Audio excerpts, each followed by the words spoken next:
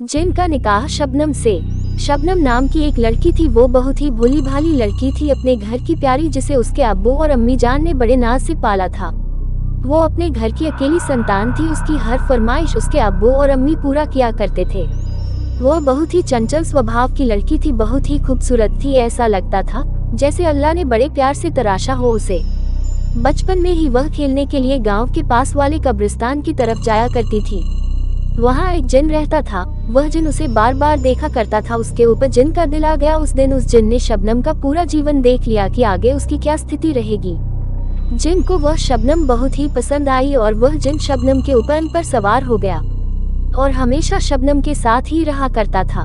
एक दिन शबनम एक बगीचे में खेलने के लिए गई। वहाँ इमली के लिए कई लड़कियों के साथ चली गई और इमली बिन कर सारी लड़कियां वापस आ गई और शबनम उधर ही रह गई। वहाँ से जब वह शबनम वापस आई तो एक लड़की ने उससे पूछा, शबनम तू किधर रह गई थी? तो उसने कुछ नहीं बोला। शबनम उस लड़की को जिसने पूछा था उसे घूर रही थी। उसके घूरने से सभी डर से गए कि ये शबनम को क्या हो गया। इतना सुंदर सा दिखने वाला चेहरा मानो शैतान का चेहरा हो गया था। कुछ ही देर के बाद शबनम अपने आप बेहोश हो गई। उस पर पानी छिड़का गया और जब वह होश में आई तो उसे हकीम के पास लेकर गए। हकीम ने कुछ दवा दी। हकीम की दवा का कोई असर शबनम पर नहीं हुआ और शबनम फिर से बेहोश होने लगी। शबनम को लेकर उसके अब्बू एक मुर्शीद के पास गए।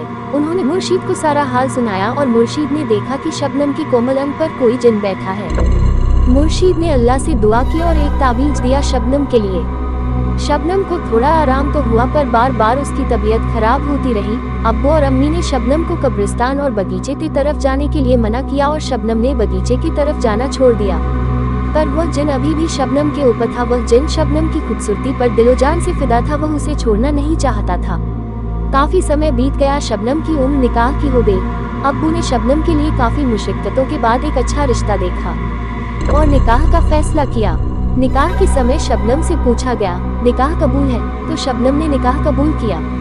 और उसके शौहर से जब पूछा गया, निकाह कबूल है? तो उस समय जिससे निकाह हो रहा था जिन उसके ऊपर सवार होकर बोला, कबूल है। किसी को क्या मालूम कि निकाह किसका हुआ है।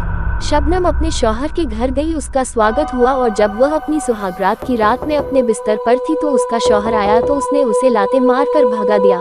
शौहर ने सोचा पहली बार है इसलिए शबनम शर्मा रही है और मुझसे दूर रहना चाहती है। वह कुछ दूर जाकर दूसरी जगह सो गया। अब क्या था, जिन शबनम के साथ सुहागरात मना रहा था। शौहर बेचारा दूसरी जगह नींद में सो रहा था। शबनम के ऊपर जिन ने ही सवार होकर शबनम के जरिए उसके शौहर को लात मार के भगाया था। बेचारे शौहर को क्या पता, ऐसा कई बार हुआ। बेचारा शौहर लाचार था। वह अपनी लाचारी किसी को भी नहीं बता पा रहा था। एक दिन शौहर शौच के लिए गई और शौचालय में काफी देर हो गई तो घर वालों को कुछ समझ नहीं आया तो उन्होंने शौचालय का दरवाजा तोड़ा तो शबनम अंदर बेहोश मिली। उसने शौच भी नहीं किया था। असल में वहाँ जिन उसके साथ संबंध बना रहा था। ऐसा कई बार हुआ तो उन्होंने एक तांत्रिक को बुलाया और शबनम को दिखाया तो तांत्रिक ने जिन को पहचान लिया पर वह तांत्रिक उस जिन का कुछ न कर सका। घर वाले बहुत परेशान हो गए थे। उन्होंने एक से एक तांत्रिक को दिखाया और मंदिर, मस्जिद, दरगाह के चक्कर लगाकर थक गए पर जिन ने शबनम को नहीं छोड़ा। वह साफ कहता था, मैंने इससे निकाह किया है, ये मेरी है, मैं इसको लेकर जाऊंगा। सभी घर वाले परेशान थे पर किसी की नहीं चली। एक दिन अचानक जिन ने अपना काम कर ही दिया और शबनम अपने घर वालों को छोड़कर दूसरी दुनिया में चली गई। घर वालों के लिए शबनम एक सपना बनकर रह गई। पसंद आए तो लाइक और सब्सक्राइब करें।